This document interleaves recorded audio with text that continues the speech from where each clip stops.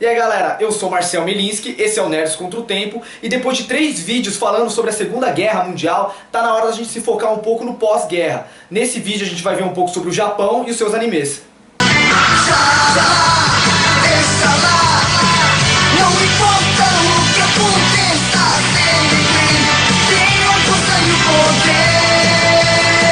Como nós vimos no último vídeo, Berlim foi invadida pela União Soviética no dia 30 de abril de 1945.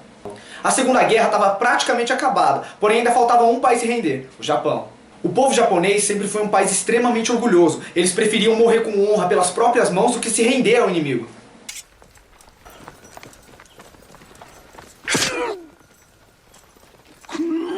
Com isso em vista, os Estados Unidos resolveram incentivar o Japão a se render, utilizando a sua mais nova arma de destruição em massa, a bomba atômica.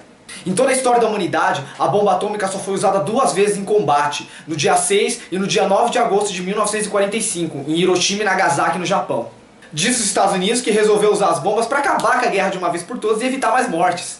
Mas as bombas elas foram jogadas em área civil, onde não estava acontecendo a guerra de fato. Naquele local era onde estavam as famílias, as mulheres, crianças, idosos. Foi uma atrocidade cometida contra pessoas inocentes. As pessoas ainda que sobreviveram à bomba ainda tiveram que conviver com os efeitos da radiação, que fica no local depois da explosão. Depois que esse desastre acontece, o Japão finalmente se rende. E é aí que as pessoas finalmente ouvem a voz do imperador pela primeira vez através do rádio. O imperador ele diz que estão se rendendo para que o Japão possa ter um futuro. Depois da guerra, é feito um acordo de rendição, onde o Japão recebe uma verba para reconstruir o país, só que ele não pode investir esse dinheiro em armamento. Isso é estipulado para que não haja vingança por parte do Japão, assim como houve por parte da Alemanha depois da Primeira Guerra Mundial. O Japão pega essa grana e investe em basicamente 2 coisas, na educação e em empresas de tecnologia. Isso pode ser notado se a gente olhar o nível econômico que o Japão tem hoje. Todos esses eventos acabaram influenciando as histórias em quadrinhos produzidas no Japão. Os quadrinhos japoneses eles são chamados de mangás, e eles são um pouco diferentes dos quadrinhos americanos. Os quadrinhos americanos eles são feitos em escala industrial, ou seja, um cara faz o desenho, outro faz o roteiro, outro faz a colorização e depois é tudo distribuído. Já os mangás é uma coisa mais autoral, é o autor que faz tudo. Esse autor ele é chamado de mangaka. Isso dá muito mais liberdade pro cara dele fazer a história que ele quiser. Um dos mangás que tem muita influência desses eventos da bomba atômica chama Akira. Muitos de vocês já devem ter tido contato com o anime. Só pra lembrar, anime é o nome que se dá à animação japonesa.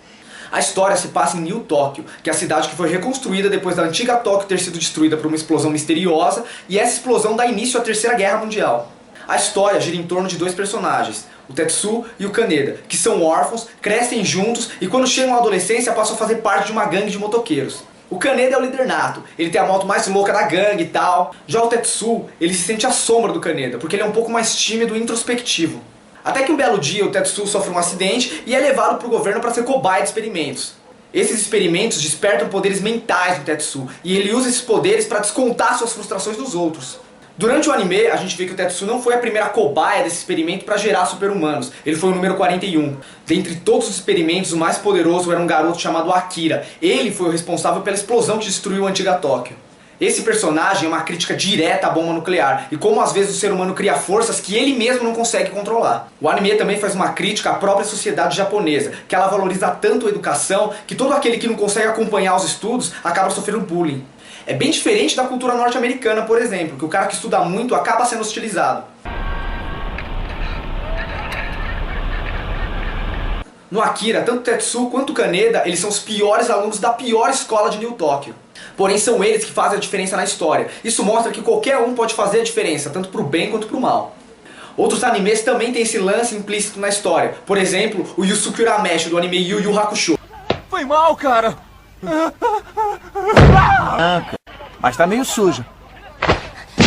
A gente vê que ele é o bad boy da história e mesmo assim ele é o herói. E é claro, tem o Goku do Dragon Ball, que mesmo ser uma anta é o ser mais poderoso do universo. Então, agora só pra encerrar, se vocês estiverem interessados numa abordagem um pouco mais realista sobre a vida dessas pessoas que sobreviveram à bomba nuclear, tem um mangá muito bom chamado Gens Pés Descalços. É praticamente um diário em mangá de um sujeito que sobreviveu à bomba. O mangá é espetacular, a história é extremamente realista, mas é muito triste. Porém, se você é fã da cultura japonesa, vale muito a pena.